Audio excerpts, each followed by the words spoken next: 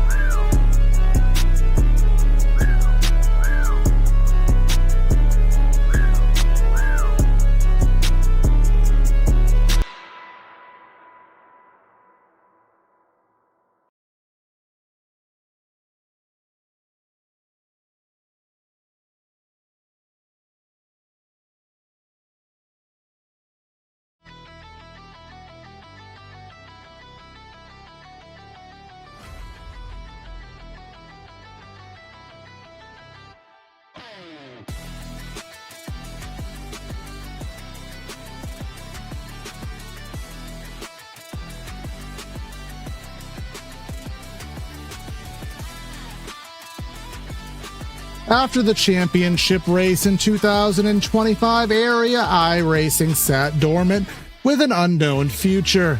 We waited and waited for the announcement of when we would take to the track next, and finally received it in the form of a fun yearly fundraising event. What fun way to bring in 2026 than hitting the dirt with the Dirt Street Socks with all of your Area iRacing favorites to raise money for a great cause. Well, that's what's on the docket today, and glad to have all of you along for the ride with us.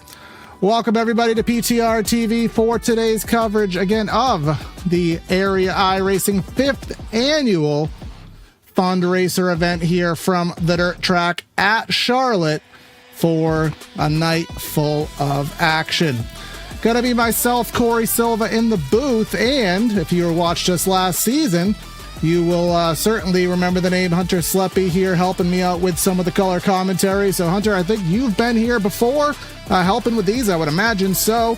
But always fun to bring dirt track to PTR TV, and again, raising money for a good cause. Of course, it's always for a good cause. That's the point of the fundraiser event. You got to raise enough money, and the goal is obviously to achieve more than what was done in the previous event, which I believe, if I'm not mistaken, it was around $1,400. So this one's going to be a little difficult to kind of establish where, like how much money we're going to make this year, because there's a direct link that you can go to the Lake Norman Humane Society. The link will be, I believe it's in the chat for both YouTube and Twitch. You can make a donation of any amount, and then there's also another way to donate. I'm not sure where that is. I'll have to get confirmation on that. I believe you could also donate directly to the league, of which there will be one big lump sum payment sent on behalf of Area iRacing. And again, Lake Norman, of course, if you're watching this live, which many of you are, which thank you for doing that, like, share, comment, subscribe, all that fun stuff. The Lake Norman Society was a big foundation that Greg Biffle was highly engaged with and supported. And of course, we lost him in that tragic plane crash last month. So again, kind of more near and dear and fresh on everyone's mind. So again, if you could certainly help with that, all would appreciate towards that great cause. But for what the night brings, Hunter, a street stock race at a dirt track. You know some of these guys, and there's some names I haven't seen, but just in the name of racing itself, what are we expecting here today on the clay? That's a very good question. We don't really race too much on here. We had VDRA, the Virtual Dirt Racing Association. They were here last season in this, not a similar, this is a street stock. I think it was a dirt late model for those series, but this is a street stock, so it's a car that everyone, the majority of the field has already. And yeah, some of these names here, like Jacob Cannon, not too familiar with him. There's some former drivers here from way back in the seasons past, like Eli Green and Christian DeBoer. They're currently in the session.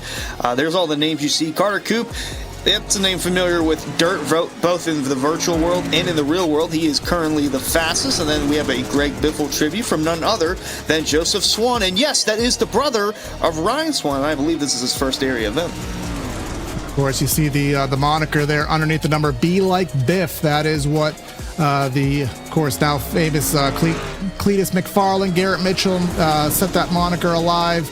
Put it on his ARCA car that you'll see at the Daytona ARCA race. Just means be nice, care about other people, be beyond just yourself. That's kind of the Be Like Biff moniker that I'm going to take more heed as to myself. And here's Andrew Ayer's 18th spot. We have, I think, right at the line, Hunter, and I know in the pre-race where we were learning about what we were going to be doing here today, there is 24 making the feature, so I don't think anyone's going to get sent home here today. 20, 21, 22, 23, 24. Or one guy's going to get sent home, unfortunately.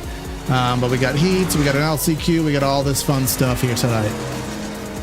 Yeah, there's a lot going on, and there's Brad Slaughter there. He's obviously in the number 8, loves racing on the dirt track at Charlotte. You can tell that he's got some pace in that number 8, although he just got jumped by Jacob Cannon, jumping up to the 2nd spot on the leaderboard. Up with a 1791, and of course the dirt, for those who maybe don't venture to this side of the service, which I'm sure a lot of the drivers here in this race don't, and they're just here for the fun of it. The dirt racing here, the track very dynamic, so what you see now is not going to be what you see, what you feel through heat number 1, heat number 2, and getting all the way to the feature. Well, of course, I don't know if they're doing track resets and reprepping the track. Perhaps you may or may not know that, but typically the dirt surface dynamic, you might be chasing the top, you might have to slow ride the bottom, Hunter. That's the fun of it. Yeah, that's it's so dynamic. You can run bottom, but I think most of the guys are going to be able to run around the top, try to get the momentum off corner exit. Excuse me, as we're looking through some more drivers in the field. Again, some of these guys, they haven't been here in a while, but they're making their presence felt. Alan Elwood, he's a part of this one. Danny Ware, haven't heard from him in quite some time. Nico Garcia's here. Mentioned Christian DeBoer, Ben Pierce, Ryan Nowicki, Forrest Smith. Got a lot of guys here, and all for a great cause. So I'm looking forward to seeing who's going to be able to go on top and what these heat races are going to entail. Yeah, we have as our race details. Usually we do this on the grid, but we'll do it now as Tyler Jackson, I think, going P1 there. 8-lap heats, 4 from each will advance. The 10-lap LCQ is there. And again, based on what we see, one driver will be getting the boot. So that LCQ will happen and will have some sustenance. And then we'll have a 60-lap feature. Caution laps do not count in the heat races. However, they will count in the main event. But that's going to be the end of qualifying. And again, if just PTR TV, if you are watching this race, we still, as you saw, maybe our little teaser, there is a little inkling of the future of what Area iRacing is to be. And if you want to join us, because I think, I don't know if I'll get in trouble, but we'll probably be a part of it. Like, share, comment, subscribe, all that fun stuff here. But we are heading down, I believe, for heat race number 1 right now. Starting grid for that as follows. Tyler Jackson, we got Ryan Swan in 2nd. 3rd place here in the heat will be Brad Slaughter, with then Ryan Olson, Joseph Swan, Christian DeBoer, and then Jeffrey Wilson, shotgun in the heat in 7th. Yeah, it should be a fun heat, and this is to determine position for the main event. Again, 60 laps, so 8 laps, not a whole lot, but this is like a little sprint, kind of a little feel for the car and what it's going to do. It's on the short run or on the long run. We'll have to see. We'll see what happens. Again, 8 laps, so not a lot of time to be had. Top 4 will transfer. The other 3 will have to get in, so we'll always watch that number there, that magic cutoff transfer number. The weather here from Charlotte, I will say, and I know dirt is obviously different than asphalt. That's kind of obvious, but Hunter, have you ever seen a track temp that low before? No, I have not. 54. So this is that's about the air temp here. Actually, a little bit chillier, but this is no, ice I've not dirt. seen it for a track. Yeah. I don't know how to combine the words ice and dirt together, but put that together. That's more or less what we have here today. What that does to the physics of the track dynamics, well, that's also another good question that I don't have a dirt science degree here in this side of the world. I do know some terminology, and I can have some fun with the calls, but we'll find out together how this race will certainly progress. Track surface will continue on and progress through the night. We will not be watering it and re-prepping it as the night progresses. Tyler Jackson getting ready for the 2026 Area iRacing preliminary season to get underway. Let's go racing here at the Charlotte Dirt Track.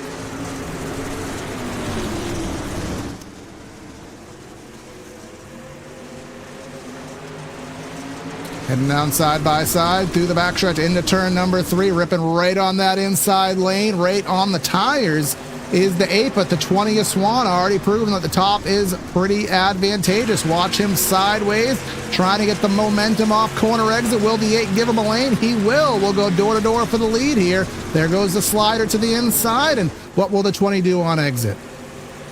He's going to get that momentum off 4, and it's going to be close at the line, but Tyler Jackson got it right there. Brad Slaughter behind, just watching the battle unfold in front of him. Meanwhile, behind, Joseph Swan has jumped up to the 5th spot. Saw Ryan Olsen there at the start. He faded towards the back all the way on the outside, and now Swan's going to try and cross him over off of 4. Looking to the inside of the racetrack, but is the momentum going to be there? Will he do a slider? Not enough to clear. The 8 will get the momentum, pull door to door, maybe a little contact off the corner, and a little connection issue. Hopefully that doesn't persist, but they will remain in that spot. Jackson will have it, that cutoff spot. Swan pretty comfortable, up by about a half a second or so on 5th place Ryan Olsen. Yeah, they're seeing some blinking in and out there, and that's not going to be ideal for Tyler Jackson. He's trying to hope that he can make it for another 3 laps when they come across the stripe. Ryan Swan's still trying to reel him back in, and Ryan Olsen's still trying to hang on to 5th from Christian DeBoer. Trying to hang on to 5th right now, and up front that top 3. I will say the top 4 are starting to get a little bit close together. Slaughter starting to be a little bit more aggressive, and whoa, 66 nearly took a death swipe out on Slaughter. Luckily was able to miss that, caused him to slow up a little bit with 2 laps to go. Not enough for Olsen to get too much closer. Slaughter's in the Swan sandwich, if you will. Ryan in front, Joseph in the back, and Joseph trying to take another swipe at him. And we're coming across the stripe for the final lap of heat number 1. Tyler Jackson with a comfortable lead over Ryan Swan. Yeah, that bottom of the racetrack seeming to be advantageous, at least in its fresh track state. But coming off of 3 and 4 here, Jackson will get himself into the feature. Huge dive from Slaughter. I think he scared Swan, but they will remain in position. And Swan will get that transfer spot. Bottom 3 headed to the LCQ. Well, that was a fun little heat. Let's do it again. Yep, we'll get every race that goes by, we gain a little bit more knowledge as to what's going to happen. And track will change just a little bit, so these drivers now know what to expect. It's always better to go out second because you kind of know what not to do and what to do. But let's see what that grid will be. It's going to be Carter Coop with Ryan Zabot, hopefully I'm saying that right, in second. Third, we got Dylan Cool and Easton Reedner in 4th. Doing the best we can, folks. Garrett Graham, that's a name I remember. Ryan Nowicki as well. We got 6 here in heat race number 2. And Garrett with the Valvoline paint scheme, similar-esque of Kyle Larson, coming off a championship season. That's his favorite cup driver right there. And we actually went to Charlotte back in May. We got to the track on, I believe it was Saturday. Yeah, Saturday, right when qualifying was coming to an end. And me and Garrett, we're both Larson fans, so we both knew that, oh man, that's Kyle Larson that's going on. We could just tell. So we ran underneath the tunnel of the track to get in and saw a lap of Kyle Larson finishing up, but it wasn't good enough for pole, but that was a pretty cool moment. So yeah, we'll see if he can channel his inner Kyle Larson in him. Remember, Larson pretty good on the dirt. See if he can channel that and try to race his way into the heat. Yeah, or from the heat to the main. Yeah, with only 6 drivers, 2 will be getting that boot to the LCQ. So we'll see. It wasn't too big of a cutoff fight in heat number 1, but certainly that can change here in heat number 2. Coming off of corner number 4 here, the dirt track at Charlotte. Let's get heat number 2 underway. Really tight and consolidated here off the jump. Zabot with that outside lane in the Hooters car. Let's go 3 abreast in turn number 1. Whoa, so tight coming off of turn 2, and They're still going to be fanning out 3 deep, going through 3 and 4, and it's Sabo going to get the lead clear of Carter Coop, and on that outside, Easton Reedner coming across, trying to take third away from Dylan Cool. Trying to get that outside lane, but to the bottom is that blue car. Again, Dylan Cool trying to get something happening, but he's kind of boxed down there and struggling to keep his exit momentum. And just behind that, there's your Garrett Grant, Kyle Larson car. He needs to make something happen to break through that cutoff gap as they'll go side by side for that 4th spot up front. Zabo hanging on over Coop, who's diving it in just a little bit closer. Yeah, Carter knows a thing or two about racing virtually on the dirt and in the real world, so he's got to be one to watch out for whenever we get into the main event. He's closing in on Zabo slowly but surely, and there's Dylan Cool in the blue 83 trying to keep Garrett Grant at bay, and then Ryan Nowicki trying to ride the coattails of Grant to stay in it. Garrett Grant is trying to figure out where to go, what to do, if he can make something happen, because he's right there just trying to make something happen. You can see the wheels just all which direction, turn right to go left, in the words of what was it, the Hudson Hornet, if I get my Cars references proper. But 3 to go, already in its waning stages is this heat. Ryan Nowicki has fallen significantly off the pack, so he's going to have to channel his inner Christopher Bell if he's going to get himself transferred through the LCQ. Yeah, pretty tame heat so far. Still some single file action, and there's a little send from Zabo and Carter Coop trying to get underneath. Not close enough, though. Only 2 laps left in the second heat. 2 laps to go, and Garrett Grant has lost the pace on that transfer spot, but it's not stopping the 83 from trying to get third. Remember, this will kind of transfer you into the feature, so the higher you finish, the better you'll start the feature with as we have 1 to go. Final lap in the second heat is Ryan Zabo still holding off Carter Coop. Will Coop send it into turn 3? Not quite. Easton Reedner and Dylan Cool, they're going to be able to make it through A-OK. Checker flags out. Ryan Zabo wins the second heat at the Charlotte Dirt Track. Yep, and it will be Grant and Nowicki getting relegated to the LCQ. But now let's see who will take their stab for the next one. Heat number 3 just among us right now. And let's give you that starting lineup. We got another 6 gritter here. Of course, 6 times 4 plus 1, that would make sense. Starting this one, we got Jeremy Vaughn with Dawson Miller in the 41, going to be outside of the front row.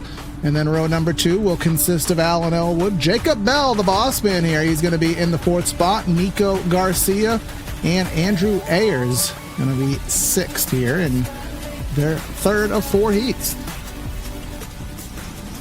We get 4 of these tonight, and there's Dawson Miller in the 47.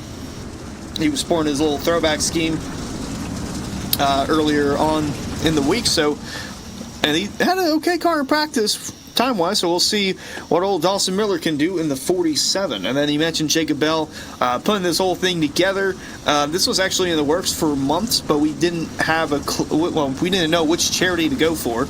And then the Lake Norman Humane Society came aboard because we traveled to an Airbnb in Lake Norman, so that kind of made it better for us. And again, fun night planned ahead, and each one of these drivers that are in the field tonight, whether they're racing or not, because we do have one that might be going home, it was a $5 donation, so we're already off to a good start there. We've seen some donations come across the board. I think we got one from Brad not too long ago, circling through our chat here, but the 3rd heat is about to get underway. And of course, that QR code I just put on the bottom right of the screen, leave that up for a minute. If you screenshot that on your phone, or if you're watching on your television, you can take a shot of that, head to the website, and that's a direct link to donate. Also, the chat and the description will also get you there. But the heat number 3 underway. It's going to be Vaughn to the inside, outside 47 of Dawson Miller as coming through the corner here. And who's that ripping the bottom of the racetrack? Is that Jacob Bell? No, that's Alan Elwood in the 5. Yeah, don't count out Alan Elwood. He's got some great paint schemes, and he's also a fantastic driver as well. See if he can stab it through on dirt. Jacob Bell, though, 3-wide middle, door banging Dawson Miller. Here comes Nico Garcia right behind, and then Andrew Ayers almost spun out, coming out too. This may be the juiciest cutoff that we've had, as the 47 and Miller will kiss the wall, but in these street stocks, they can take a hit or two, so that's not going to be too catastrophic. He'll have to get himself back up on the pony here, and as you can see, he's got all those spots right to his direct line of sight here, but Jeremy Vaughn trying to pull away, running the top of the racetrack, seeming to be the place to be, and oh no! There's Dawson! I don't think we're going to get a caution because he's so far away from the rest of the field. If we got one, caution laps do not count. And I think, yeah, we're going to stay green. He's going to have to just race his way through in the LCQ. Yeah, I could tell from his entry into 3, he was setting in a little bit too deep and then just too much to corral. Unfortunate for him. And then Andrew Ayers also a second party in that incident. Nowhere to go, so he's not going to be able to close in on Nico Garcia unless they do some door banging up here. But we're coming up on 3 to go. Jacob Bell still trying to get around Alan Elwood. Elwood keeping it tight on the bottom. Bell in the wall, actually. And here comes Garcia looking to take third away. Yep, again, all these spots do certainly help out in your endeavors to start the feature in a better position. So you want to make something happen. You want to do the best you can to get yourself not in the hornet's nest for that feature event. But Jeremy Vaughn up by 1 second. This may be the most dominant heat performance we've seen. Gonna love the branding there, the Chevy treat stock body here coming off, and Barney will put the white out. And one more lap to go. Dominating run for Jeremy Vaughn. Elwood in second, Igor Garcia third. We've seen Jacob Bell go up the track quite a bit over the last couple of laps. Once you get up in the marbles, it's kind of hard to regain focus for about a straightaway or two. But nonetheless, off of turn 4, Jeremy Vaughn, car number 3, wins heat number 3 at Charlotte.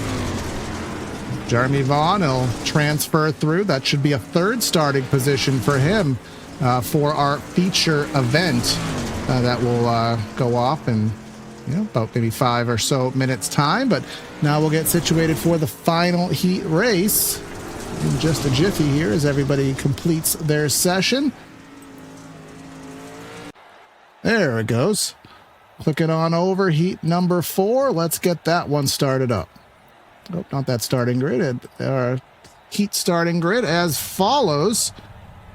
We got Jacob Cannon on the front row with Eli Green in second. We got Justin Anasogak with Danny Ware going to roll off in the 4th position.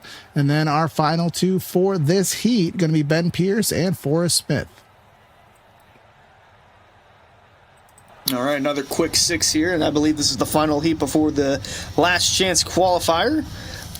Some names here that I'm not familiar with. I think the only one is Jacob Cannon, actually. Ben Pierce, I'm aware of. Forrest Smith as well. Danny Ware, haven't seen him in too long. Same with Eli Green. I think it's actually been longer for Eli Green, but previous area winner across the Cup Pro Series and Truck Series. And then Justin Anasogak, all the way from Alaska, stopping by to have a good time and join us in raising money for a good cause. I gotta love the, what was his name again? It was the Alaskan Assassin. Is that what you deemed him? Yep. The Alaskan Assassin. I don't know what time it is in Alaska. It's 9 o'clock Eastern. I'd have to imagine it's at least, 5 o'clock, 4 hours back? Something like that. So I think it's more than 4. It might be 6 hours. 6 or 7, maybe. Yeah.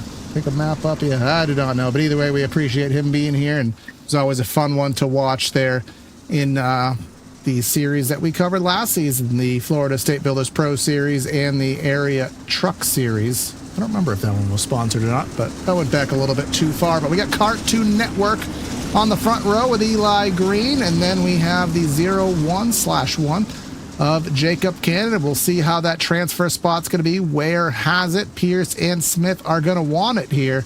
They're starting to fan out on the back straightaway, getting pace car turns into the very awkward pit road here at Charlotte Dirt Track through the middle lanes. But let's get ourselves going. 8 more laps.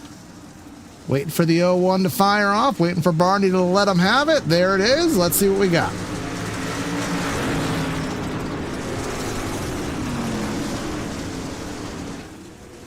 Big wiggle up there through the 3rd, 4th spot. That's our 3rd and 4th. That's Ware. That's Anasogak. National Guard of Anasogak down to the bottom of the track. And there's Forrest Smith all the way in the loose stuff. That may be the lane later in the race, but it's a little bit loose. And right now there's still grip on the bottom of the track. But as you can see, the one of Cannon making that top, making that banking come through. Talk about Forrest Smith is making that work, though. He's door-to-door with Anna Sogak. Well, he got on the wall. Spoke too soon about that, but Ben Pierce trying to follow in his tire tracks, but he's still got a strong run on the outside of Anna Sogak, claiming that bottom. Got to watch out in turn number 4 when you do that, because as you can see, those are the in and out lanes of the racetrack. So when you rip the fence here in turn number 4, here's an opening that will cut the car the wrong way. Got to pinch it off the wall. That will be something I'm sure somebody butchers here today.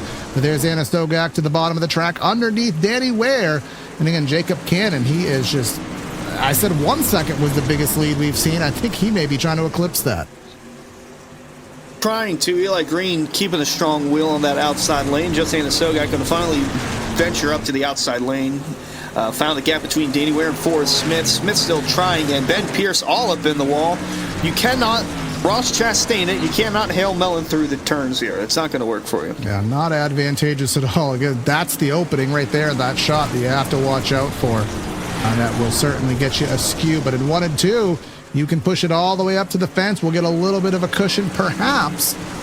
But, I don't know if we have enough cars, enough left. I think that top is really going to come in strong, and we'll have to see some haymakers come in, which is the dirt verbiage of a dive bomb.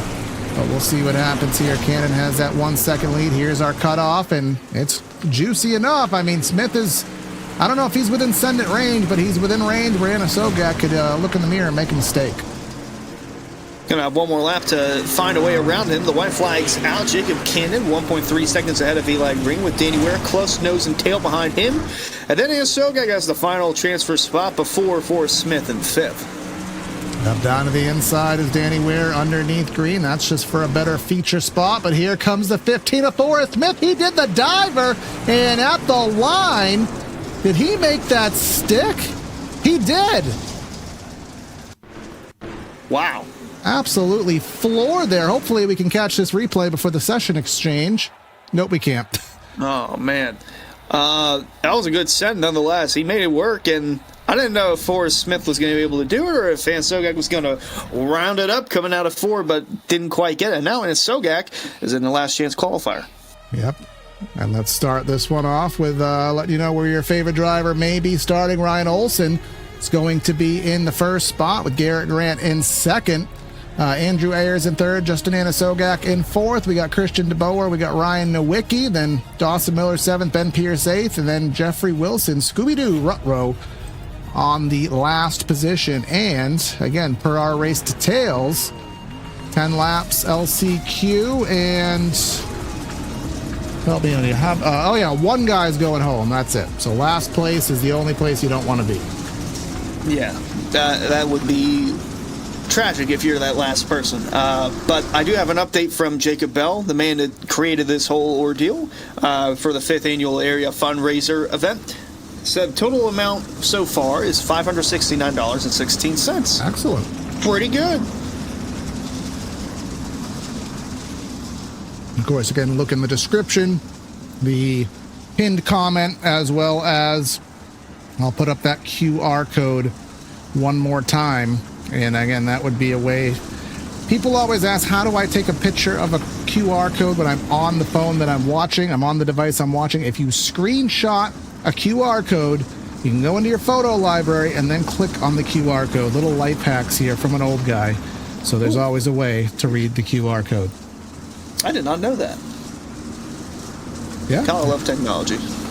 It was a TikTok that I watched where some girl actually had to figure that conundrum out, and the comments actually taught me that. So TikTok is not a total cesspool, but that's a podcast topic, and we got a race to cover. We got 10 laps at Charlotte.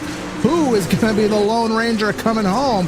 We'll find out, but Olsen gets the whole shot, and who's putting it in the fence? That's Anna Sogak ripping it, and who's that going around? That is DeBoer.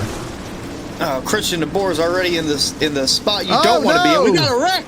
Anna Sogak into the outside wall. Ryan Nowicki there as well. And the caution is indeed out. So we had a lot go on that first lap. And just again, for the record, caution laps will not count here in the heat races. They will count in the main finale in just a little bit here. Let's see, 75 came down, and then the 47 kind of just got squished together there. But then what happened up here 75 kind of little light shunt Wow. into the 88, My. and 74 Nowicki really had nowhere to go. But good thing about going so slow there, Hunter, is when you're going slow, the damage doesn't accrue that much. Oh, unless you're Christian DeBoer, that looks pretty bad. But Ryan Nowicki, he took a good lick of that outside wall. Very intrigued into seeing what will happen next. Oh, okay, so I will have to turn the ticker off right now. And the reason I have to turn the ticker off is it's just a inevitable flaw, so to speak, with telemetry in these races where the caution laps don't count. The stats just kind of go all over the place. So what you see, this should be the running order. Again, Ryan Olsen, dominate. He got the whole shot. He has the lead. And Justin Anasogak is in the pits. One lap down, so he may be, and not what I would have expected, but he may be the go or go homer. Unless a miracle happens. Very well could happen. I mean, we still have 10 laps left. We didn't complete the first lap, so we still have 10 in the books. And Garrett Grant going to be restarting on the outside lane. See if he can channel his inner Larson line on that outside lane. Let's see what happens here coming through turn number 4. We have now 9 cars strong, so as things stand, everybody is going to make it, and let's just race for track position for the feature. But green flag in the air. Somebody, I think that's Nowicki, has an expired engine, so that'll put us down to 8, but with attrition, he still should be fine in the feature, and let's see what happens up front. We got the 893 a little bit slideways, opening the door for Garrett Grant. Yeah, Grant's still on that outside lane. Olsen going to slam the door shut. And we got contact in the back. DeBoer and Eli Green. And actually, no, that's not Eli Green. That's Jeff Wilson. Wilson slicing and dicing his way through the field. DeBoer down in 7th again. Meanwhile, Wilson, he's trying to take 3rd away from old Andrew Ayers. Yeah, we got guys using all of this racetrack here. There was a lot of debate on what racetrack to use. Should we use USA Speedway, which is large? Should we go to Bristol? Set here on the Charlotte dirt track, and I think that is a very good choice. Nice and wide, allows drivers to utilize a lot of different lanes, put on some great racing. So I think a great choice by the admin to send us here to Concord, right outside the property of the big speedway, which you'll actually see in some of the shots here. But side by side, Ayers to the bottom. You got Dawson Miller to the outside. That's Grant. I think the fence may be the line of choice there, Hunter. Well, yeah, being the Larson fan, you got to run the fence if you're old Garrett Grant there, and he's doing a good job keeping up with Ryan Olsen and starting to build a gap between himself and Jeff Wilson all the way up to 3rd after his contact with Christian DeBoer. As there's a good look of how close they are getting to the wall and how close they are to skimming it. And right up there, maybe giving themselves a lane right now. There's a pseudo cushion that builds up a little on iRacing. It kind of develops a little bit different, but you'll feel something that keeps you off the wall, gives you some momentum. But right now they are certainly finding that speed on the top of the racetrack. Again, we don't have a cutoff spot to be had. Anasogak is all but out of the race, and Nowicki also basically out of the race, but he's an 8, so that's good. But here comes Garrett Grant right to the back bumper. In fact, in the back bumper. Hard to pass him when he's ripping the wall, but I have to imagine we're going to see a diver here. He's trying to do it here with 3 to go. He's going to slam the door shut on Olsen. He might tap the wall, but here comes Olsen on the bottom, and Jeff Wilson trying to make his way through. Yeah, Jeff Wilson sees a bolt in the fence. Wall riding, quite literally, are the top 2, and that 85, well, you guys will wall ride. I'll just kind of rip the bottom here right on the tire, see where I blend into things. Well, that didn't quite work out, but Olsen really losing control, tank slapping it on exit. You know what? And Sogak's actually still in the field as Wilson's riding the wall because Nowicki just went down the 9th, and that was it. Holy Toledo, that was it. Garrett Grant won. Wow. Yeah, we lost track of the laps there looking at what was happening. Oh, my gosh. But, yeah, he kind of did the old come back out and I need to run one more lap than you, and that gets you in the event. So good thinking by Anasogak to take advantage of that. Now, I was going to play a national anthem, but we do. We have a warm-up, so perfect time. Again, seems kind of appropriate on the night. Let's go ahead and pay homage to our country with our national anthem.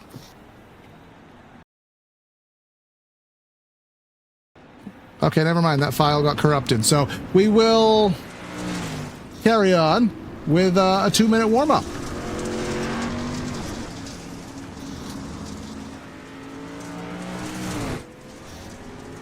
I swear I had a file, but I must have overwritten it when I was scurrying to put today's broadcast together. So I do apologize for that.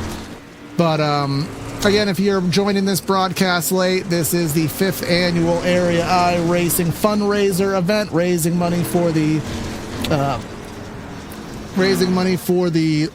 help me out again. The Lake Norman Humane Society. Lake Norman Humane Society. That was a society that was quite affiliated by Greg Biffle, who we lost, so it's kind of a double whammy there to support it, A, because it's a good cause, but B, it's also a way to kind of pay homage to the Biff and what he did for them, as well as just being a patriarch in humanitarianism there. So again, multiple ways to donate to that, and also again, a fun way to start the Area I Racing season off. I mean, what was it, October or so, Hunter, when we finished up with the Florida State Builders Pro Series and a photo finish with Sebastian Marin getting that championship, and we've been dormant and itching to see this series back on the track. I think it might have been earlier than that. I think it was mid-August. Maybe so. Time does blend in, but yeah, it's been months and months, and there's been, when are we coming back? When are we seeing cars on the racetrack? I mean, even our Discord logo here turned into a just black because there was no light on here, so to speak. So anything Area I Racing, seeing it on the track is exciting news, and you can follow the social medias, the website. You saw the teaser of what's to come, a new logo, a rebranding of sorts, and we await for the final announcements of what will be coming in the future. But what's coming in the future right now is a 60-lap feature event here at the Charlotte Dirt Track, of which let's get our starting lineup had. Starting today's main event off is going to be Tyler Jackson on the front row with Ryan Zabot in second, Jeremy Vaughn in third with Jacob Cannon in the fourth position. Fifth, we have Ryan Swan, Carter Coop in sixth, Alan Elwood in seventh with Eli Green in eighth, and rounding out our top 10, Brad Slaughter and the Antarctic native of Easton Reedner. That's a new one for me. Nico Garcia going to roll off 11th. Danny Ware 12th in his number 35 car. Joseph Swan 13th. Dylan Cool keeping it cool, calm, and collected at 14th. 15th is Jacob Bell. 16th, Forrest Smith, the Arkansas native. 17th is Garrett Grant. 18th is Ryan Olson. 19th, Jeff Wilson. 20th, Dawson Miller from South Carolina. Christian DeBoer, also from Antarctica, apparently. 21st. Ben Pierce, 22nd. Andrew Ayers, 23rd, and Justana Sogak, 24th. And that is the final entry into our 24-car main event. 60 laps. Caution laps will count. And it's all about having fun and raising money. And we'll get another update here in just, well, actually, Jacob Bell's racing, so I'm not sure what update we'll get. But we got a little special something going on in the middle of 3 and 4. Yep, you wanted them 3 abreast. I tried to do it. We're doing a 3-wide, so a 4-wide salute. I used to know the World of Outlaws slogan. You wanted him 3 abreast, you got him 4 abreast. Often imitated, never duplicated. This is the 5th annual Area Fundraiser event at the Dirt Track at Charlotte. Who's ready to go racing for 60 laps of high-flying, 4-wide beating and banging, fender clunking action at the Dirt Track at Charlotte? Let's go, baby! Let's get ready to rumble! There's our YouTube short clip for the day. Are we going green 4-wide? No, absolutely not. That would be too much chaos. Half the field will be done. But again, 24 cars strong here. We extend the grid time just a little bit. I told Jacob I was going to do a national anthem, and again, I lost the file, apparently, on the fly here. So this is our homage to our country. Now we will get doubled up here. That's the screenshot photo that the league will hopefully put on the poster for how this race goes. But there's also going to be another screenshot after the race, and that's going to be the winner, which, again, we're racing for prize. Well, we're racing for pride. We're racing to support something here, but you also just want to win. Doesn't matter if there's a penny on the line or a poster. You want to win it, and who's it going to be? Also, got to give a special shout out to Travis Beckner. I know he wanted to be a part of this event, couldn't quite be at it tonight. He's at the Hendry County Motorsports Park over in Clewiston, Florida, and right there on your screen is all the info you need about the World of Outlaws heading to the southernmost dirt track in all of America. It's a $50 one-day ticket, $95 two-day event for February 20th and 21st, I do believe. You can call the number 863-675-888-888 between 9 and 5, Monday through Friday, or you can text the number 863-801-4132. Tickets are selling fast. There's only 100 seats that are available in the brand new seating section. Let me get it. I got the seating section right here. Section E.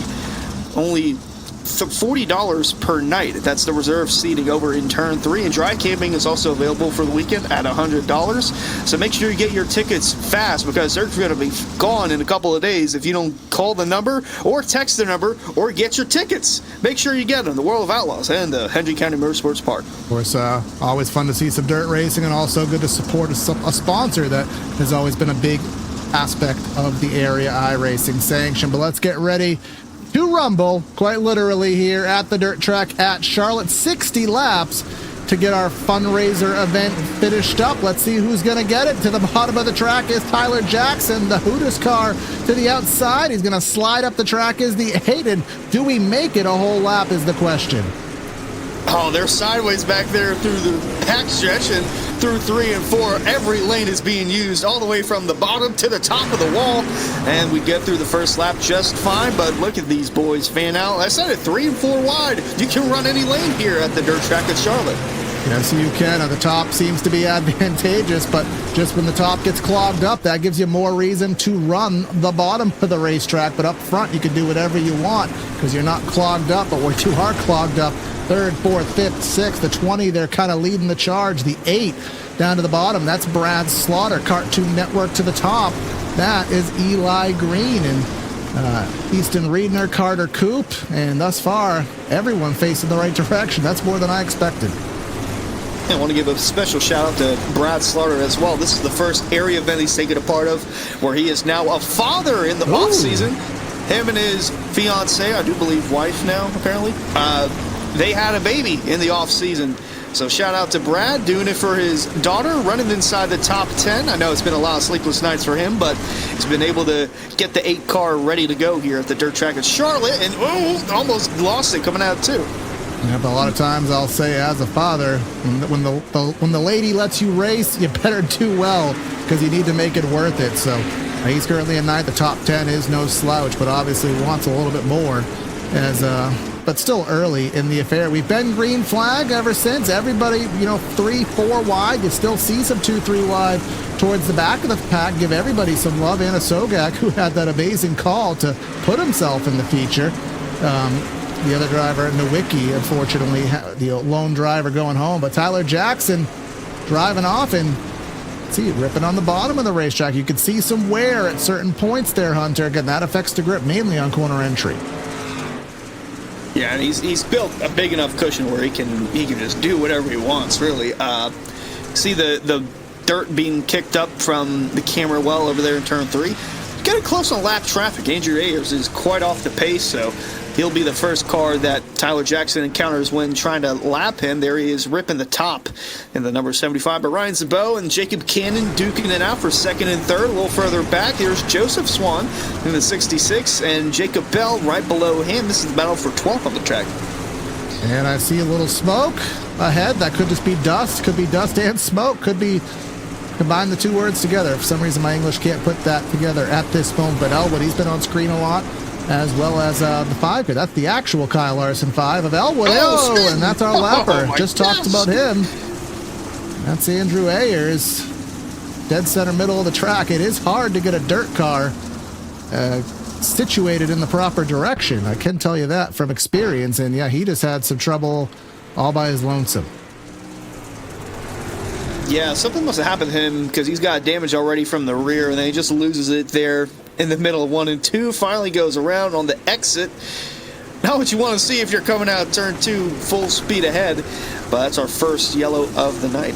And back of his car says old timer, so I guess he can use that as his excuse if he so chooses to. But all joking aside, but 11 laps in, so we made it 1/6 distance. I won't calculate that as a percentage because my mathematical skills aren't able to compute as such. But we saw Jackson get a huge lead here, so really he seems to be the dirt guy. I mean, every series has, every kind of discipline there. That's what I'm looking to say. Has the driver who just excels at it. Every league has the road specialist. Every guy has the super speedway guy. And evidently the dirt guy, at least at this point, seems to be Jackson. Yeah, he's been running away with it. And do want to apologize to Brad. It's his wife. Not girlfriend, not fiance. It's the next thing up. The best thing possible for him. His wife. And his baby girl, who's named as Amelia, and that is after the race car that Dale Jr. ran from 2014 to 2016, I believe, the one where he won a couple super speedway races. So everything's come full circle for Brad Slaughter. Big Dale Jr. fan and all. Happy for him, his wife, and racing for his daughter as we're about to get back underway. Coming across, going to be 13 laps completed with Zabo and Tyler Jackson on the front row. Yeah, the green flag really going low to cut that there. They are trying to get that straight shot off the corner, and Jackson will take full advantage of that. Taking full advantage is Jacob Cannon getting second, kind of stacked up the inside lane. Little contact from the back of Cannon to the front of Zabo here, and they'll go door to door, as well as Coop and the 3 of Jeremy Vaughn. I got a little tight there on corner exit, but Carter Coop has made his way to the top 5 on board with Eli Green. Actually, that's Ryan Swan down on the bottom near Eli Green. He's closing in on the top 5. I think he's one spot outside of that, but you can see behind him he's got cars trying to get below him. There's Eli Green on the outside. There's Easton Reiner right below him trying to take that spot away. And then behind them, Alan Elwood and Brad Slaughter duking it out inside the top 10. Just that top 10 spot there, and it shifts place here. Slaughter is in it right now. Danny Ware just outside of it in that bright green car. He is in the middle of a kerfuffle of cars here. Joseph Swan in the Biff car. He is in the middle of what is now 3 wide. Jacob Bell ripping it right on the bottom. Gives you the shortest distance, and the 15 of Forrest Smith. Spins through 1 and 2. The yellow is back out. Advertised here, so that's not the way that you'll get a sponsor there, but I guess it's still TV time nonetheless. Let's try to see what happened here. Into the wall or just the 83. Just a little bit of contact to the left rear. That's Dylan Cool there, I believe. Our second caution of the race here, lap number 18. Fuel and tires here on the dirt. They mean, well, let me take that back. Fuel means nothing here, but tires, there is tire wear here, modeled on the iRacing dirt surfaces now, but tire changes will not be something that we consider, so it will be on the racetrack for the duration unless you get some damage to repair. Indeed, we're already about a third of the way done. Our first race back from a long time for area iRacing. A lot of exciting things to come, but this is to kind of just get back into the rhythm of things and have a little fun. We got some dirt track activities going on, and decided to settle with the dirt track at Charlotte. It's a very interesting track, to say the least. Like I mentioned, me and Jacob and Garrett Grant, all the guys, we went to this track back in May. Well, we went to the Charlotte Motor Speedway, but across the street we parked next to the dirt track and next to the drag strip. That thing is huge. Bigger than what I anticipated. Everything's better in person, and I would like to see a race at this facility in person one day. Yeah, absolutely. This track would be one of the few tracks that is of the stature that could hold, really any tier of racing. Hell, if they wanted to take NASCAR Cup cars to a 4/10 of a mile, I'm not saying they should, but it could. This place, SMI Dirt Tracks, put together really well, put some good racing on, good amenities for the fans, as well as the virtual side. We're seeing some good stuff here, and the green flag back in the air, and again, they fan out 3-4 wide, these chaotic restarts, Hunter. Yeah, they make sure every part of the track is used at some point during the restart, and whether that be all the way on the outside or all the way on the bottom, you can. Oh, we got a spin already. Oh, car in the back get T-bone. Yellow has come Dawson back out. Miller, I think that was Dawson and Ayers. Andrew. Yeah, Andrew Ayers and Dawson Miller. Miller spun out, and then Ayers just kind of got whiplash right at the very last moment. Let's see here, a little bit of a tap from the 85, put the 47 around, and yeah, just nowhere to go for Ayers.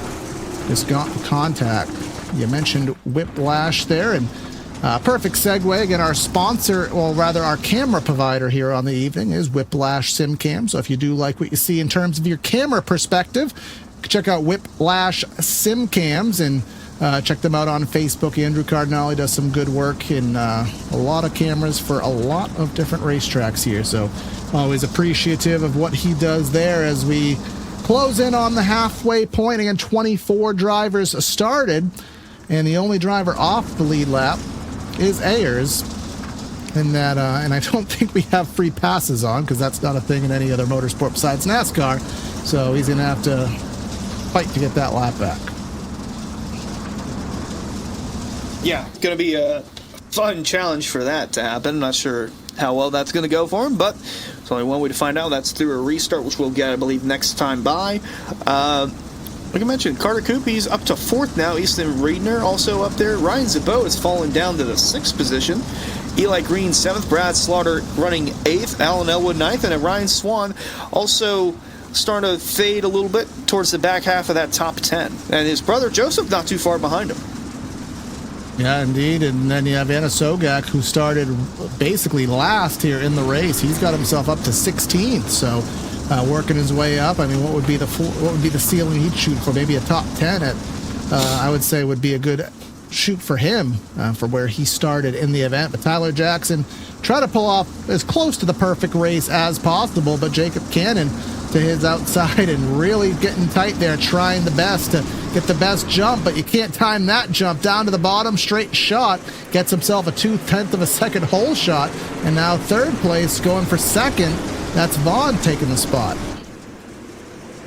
Yeah, Coop all the way up on the outside lane, and saw Eli Green there get a little squirrely on the bottom. He's going to lose quite a bit of positions, but Cannon on the outside, Vaughn on the inside. There's Coop still rolling it deep on the outside lane. He's up to 4th, and then Ryan Zabot back in 5th. As everybody just feeds on through here, turns 1 and 2. You can see 4, are we 5 wide?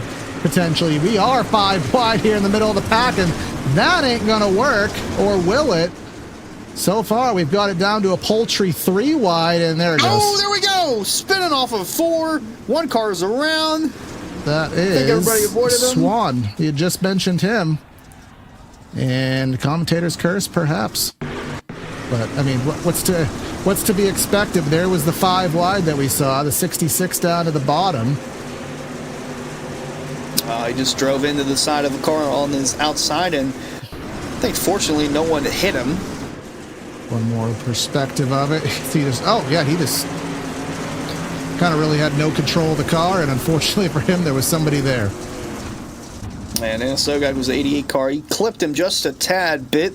That was Dylan Cool that he got into on the corner exit of turn 4. It's another caution and another chance for drivers to try and regroup and try to take down the 8 of Tyler Jackson. I mean, since the start of this one, he's just been the man to beat. I think he's led every lap, too. Now, let's see. We've run 28. Complete 28, yeah. So the perfect race still on the table for him.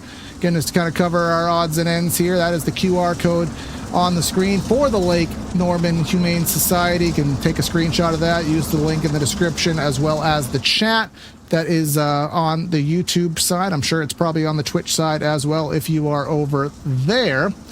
And again, as you kind of alluded to on the start of the race, Hendry County Motorsports Park, get your tickets for the World of Outlaws event heading there. You can message the You can call the number there, and if you can't get a call, you can text, and you can get yourself a seat for the greatest show on dirt.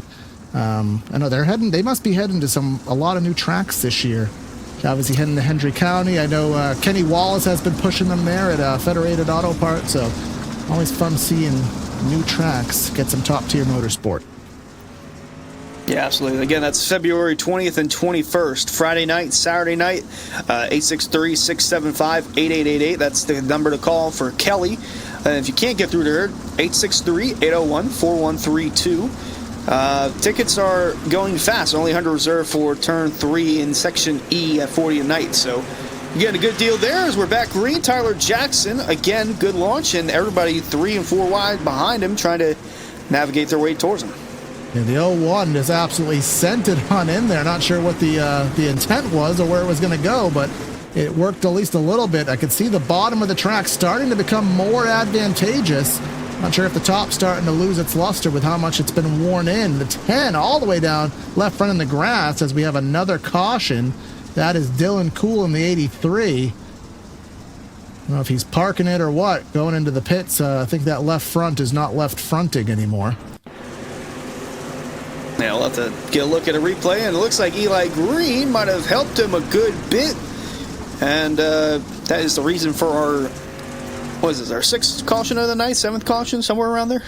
Something or other. Yeah, that left front not left fronting anymore is, again, just the Charlotte dirt track, an interesting little tidbit of it. It was built before iRacing could realistically accommodate exterior pit roads. So in the Charlotte dirt track in the real world, it would have exterior pits, but the sim couldn't handle that at the time in a realistic way, so they just had to kind of hodgepodge some kind of pit road in the infield here, which, as you can kind of tell from the top-down's perspective, not really a real pit road to have here, so making do with what we got. Yeah, that's one way to go about it. But noticing Carter Coop, he's still trying to get around people on the outside, but Reedner and the number 10 car, I think of Zabo, they were close nose and tail. They almost had an incident going through 1 and 2 one of the times, and Brad Slaughter's been closing in, so him and Alanella, they've been making their way towards the top 5, and that 10 and 7, keep an eye on them on this next restart. Now they're right in the middle of the pack, and obviously the 0-1 of Cannon, that blue car to the outside, he knows exactly what Tyler Jackson's going to do. He's going to go about middle of 3 and 4. He's going to cut to the bottom, get the straight shot off, but it's just so hard to time that, and it's so hard to replicate that. He's really been struggling to stay with the 8. We'll see if maybe he can dial something in here as we come through 3 and 4. Taking lap number 37. We are past the halfway point here in our feature event here, and there's the move right on cue, and as I said, so hard to follow it. He managed to stay close, but let's keep an eye on that battle you were talking about. As we're back green, closing in on 20 laps to go, 3 and 4 wide again through 1 and 2. Brad Slaughter did not get a good jump. He actually makes contact with Elwood down the back into 3. Everybody's all bottlenecked up from about 6th on back as Tyler Jackson's still running away with it. Down on the inside, we see some major dives down to the inside of the track as we fan out here, trying to get them all in shot. Reed really making the inside work. Bottom 3 wide. That's Vaughn in the middle, and that is Coop to the top of the racetrack, trying to make something happen here. This is essentially for second. That's whatever you want to call it. Cannon has second. Very erratic dive line that he's having. I'm not sure if it's really working. It's really kind of hurting him on corner exit. And he's got Carter Coop rolling on that outside, trying to get around the 0-1. He's giving him problems on board with Coop, rolling through 1 and 2. And Tyler Jackson taking it easy on the bottom, almost got hit by the 0-1. Here comes Coop. Massive run out of 2. Yeah, that interesting diver move. I've never really seen it before. But it's, it gives you the corner entry. It scares the guy in front of you, but it really hurts you on corner exit. All the while, Tyler Jackson pulling away. Just, let's kind of get a perspective of what Jackson's seeing when that move is played. How close is he actually getting? I guess now he's got enough of a gap. Maybe he can kind of take his corner without flinching. Yeah, slow and steady on the bottom through the turns, and just like that, we're below 20 to go. We're at 19 now, and we got a wreck on the front stretch. Hard into the outside wall of the 35. He's going to get hit, and we got cars flying in the air here at the Charlotte Dirt Track. They're still piling in. The caution is out. That was Ryan Swan, who just absolutely annihilated Anna Sobek. Say that one 10 times fast. That's...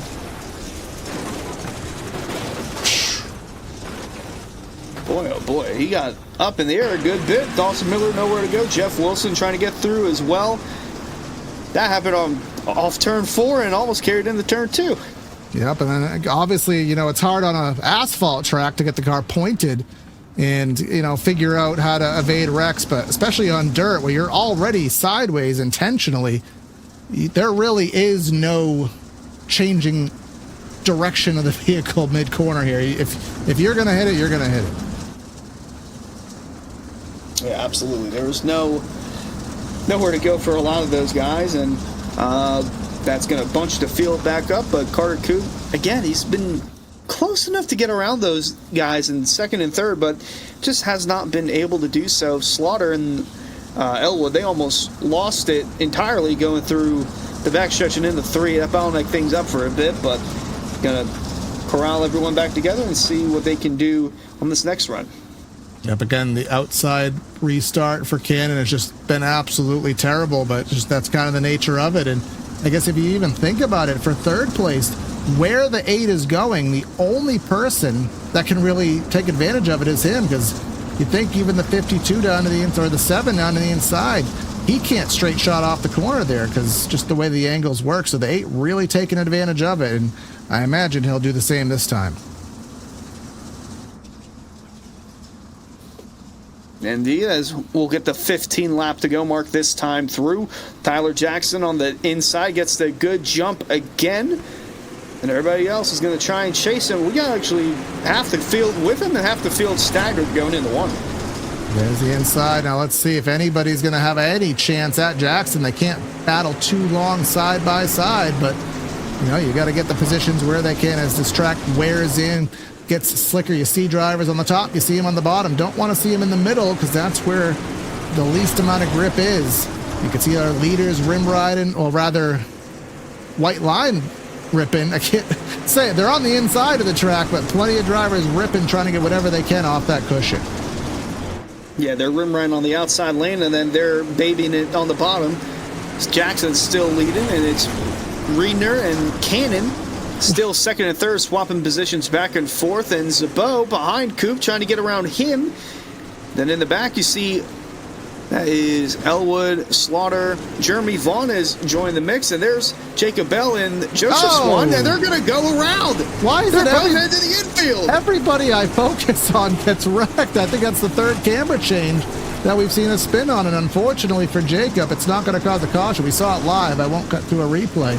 We just saw that contact happen, but I think we know the fastest way on the racetrack right now is right absolute slow rolling the inside, and there goes the slider, the diver from the 1, but we now are under caution, and it is Eli Green in the 21 Cartoon Network, which I don't even think exists anymore, actually, if I recall. His front bumper doesn't exist anymore either.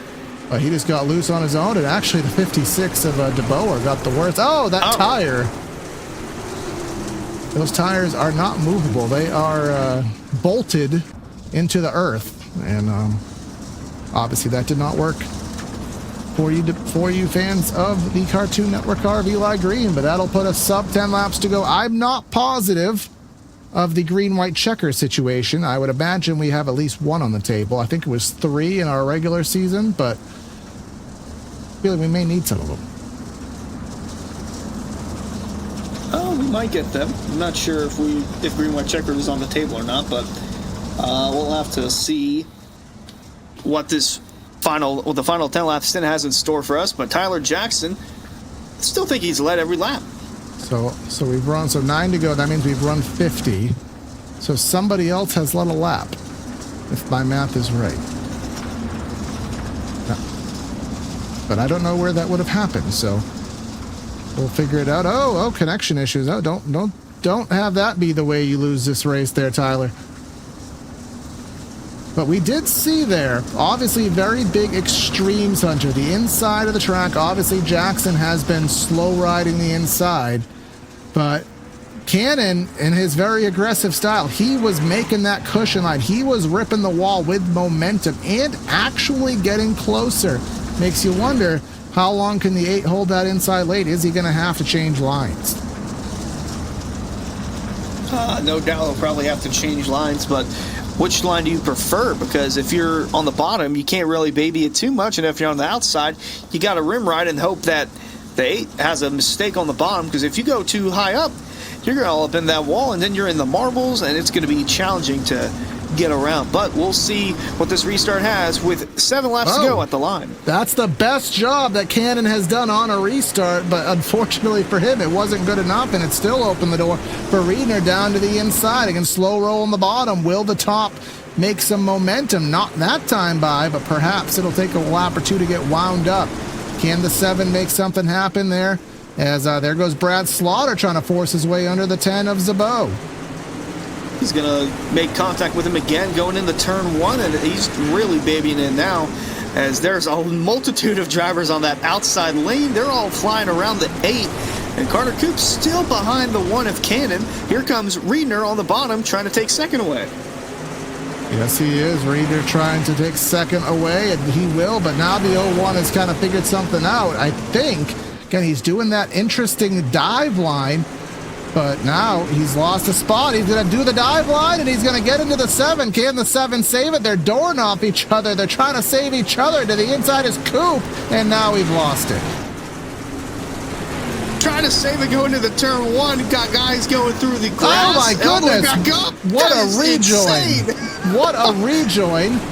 And somehow we evaded, but now we did not evade in the back of the pack. Ayers again.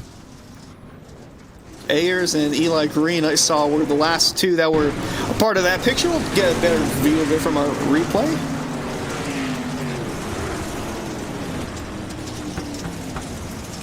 Oh, yeah.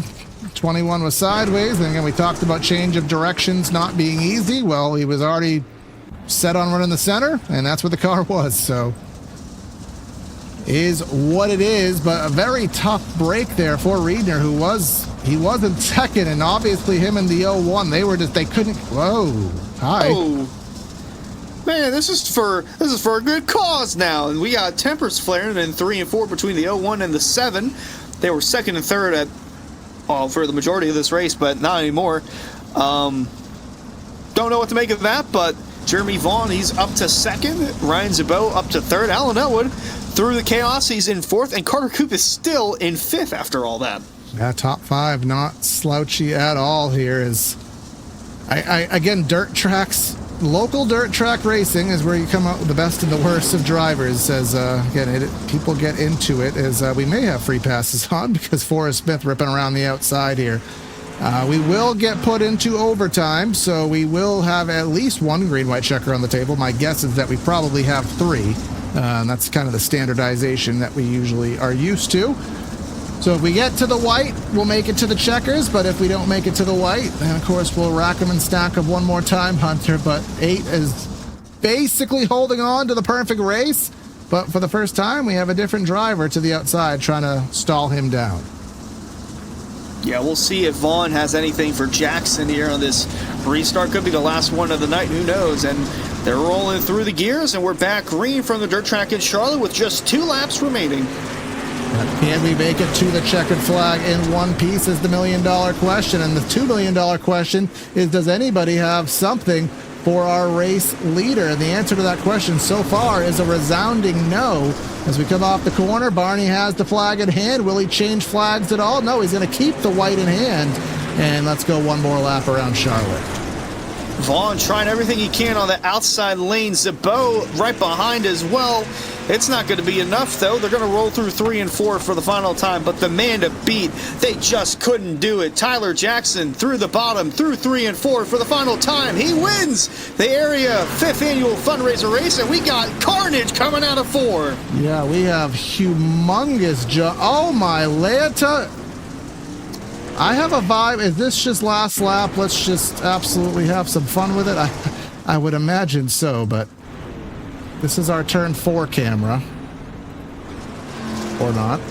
But either way, congratulations go to our winner, Tyler Jackson. I will try to get some perspective of that last lap incident.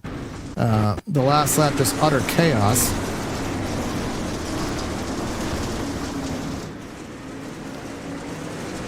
Oh my gosh.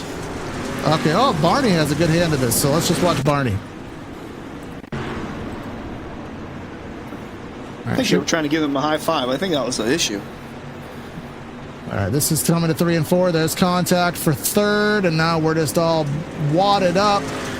And now I think it's just, yeah, it doesn't matter. This is a fun run. Let's just funnel an ARCA brake our way through and see how much the damage bottle can emit debris on the fly. So that's just some fun racing. But again, congratulations go to Tyler Jackson, who gets himself the checkered flag here in the Area I Racing fundraiser event for the Lake Norman Humane Society. Let's go and give the final rundown of results here today.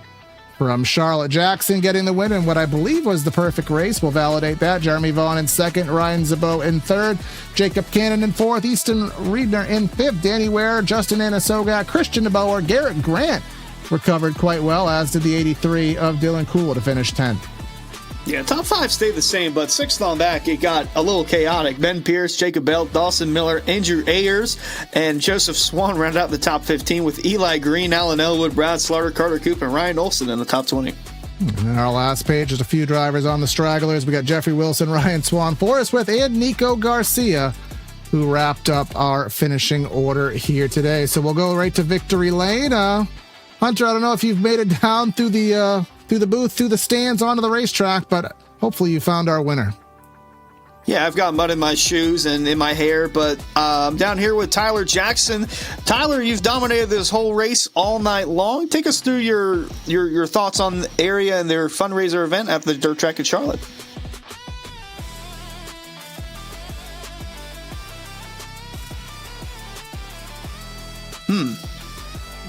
Man of many words. Let's try See one if we more. can get Tyler back in. We haven't had to dial our walkie-talkies in a while. All right, let's see. Tyler, are you here? All right, Tyler was so focused that he lost he's still trying to catch his breath because he can't believe he led all 60 laps tonight. All right, well, try it one more time. Well, we'll try. Tyler, do you read me? Over. Well, let's try Jeremy. Make sure Jeremy's here. We don't have a Discord room issue. Jeremy, you got us, bud? Yeah, I got you. All right, so it's the winner that we didn't get. But either way, you got second here in our Area fundraiser race challenge here at Charlotte. Chaotic race. Just kind of summarize your night for us, how it all got you to second place. Well, just trying to ride there for a while, to be honest with you. Tyler's always quick any race he runs. Some of these guys, like Jacob Cannon, I've raced with him a few times, but the other guys, they're all kind of new to me.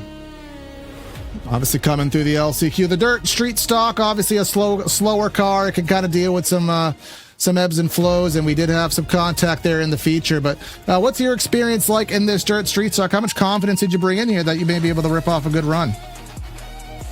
I've been on here since the COVID year, running a bunch of DSS races and some UMPs. So this is kind of my bread and butter, these cars. Well, it's fun to see you got yourself a solid run here today. 2026 just firing off. What can we expect out of you 2026? Where we find you? What kind of cars are you going to be putting yourself in for this up and coming year? We'll be running a lot of dirt street stocks with DWRL, Dirt Warrior Racing League. And then we run the NWRA with Eddie Farnes. And then we got to get our real car ready to start running in Oklahoma and Missouri, Kansas. We'll do a bunch of traveling this year. All right, man. Well, good luck in your endeavors, and good to have you have a good run here tonight. Yeah, thank y'all so much for putting this on. It goes to a good cause, and I've always been a super NASCAR fan, so that's pretty cool to see this. And we'll catch you again sometime. Absolutely, brother. And we'll try, I guess, final call on our race winner. See, Tyler Jackson, you read me. Hey, I got you finally. All right. We didn't know if you were just astounded that you led all 60 laps tonight, but you waxed the field front, back, and center. Take us through your thoughts on the night at Charlotte. Yeah, it started out good. Laid down a pretty good lap in qualifying. Did a little testing earlier at 15% and figured out the line, and nailed the line pretty good. And heat went really smooth. During the B main, I went upstairs and took a pee, and I came back, and my VR headset was black, so I had to unhook it, reconnect, and then barely got into warm up, and my VR headset was actually backwards. So when I looked left, my screen went right, and when I looked right, my screen went left. So the entire race, I just had to keep my head completely still. If I would have been in traffic, if we would have ever got past, I probably would have had to pull off the track because I could not see. I've been using this VR for 7 years, and it was basically like I had a one monitor in front of my face, and when I would get nervous, I'd go to look left, and all of a sudden the screen would go right. So it was really tricky. Well, no wonder why we had to wait a couple minutes for you. I don't even know what state I'd be in if that was my situation, but nonetheless, what an impressive night from you. I mean, you didn't move at all in the running order, but you waxed the field front, left, and center. Any special shout-outs you want to give out for those new to you in the area universe? Yeah, shout out to my teammate, Jeremy Vaughn, finished second. My parents are watching you guys for the broadcast. It sounded like this was a charity going to Greg Biffle's foundation of choice. And, that was just a terrible accident. And, I read some news or something. His house got robbed, and that's even worse. So it was really, really tough to read that, too. And hopefully you guys raise some money tonight. We run these cars quite a bit. If anyone's interested in running them, Dirt Warrior Racing League, look us up. We run Mondays and Wednesday nights. And, it's a lot of fun running these cars. A little bit slower, but the racing's just as good, in my opinion, as the fast cars. Oh, yeah, you put on the show, and congrats on dominating tonight's 5th annual area fundraiser race. Have a good night. All right, thank you.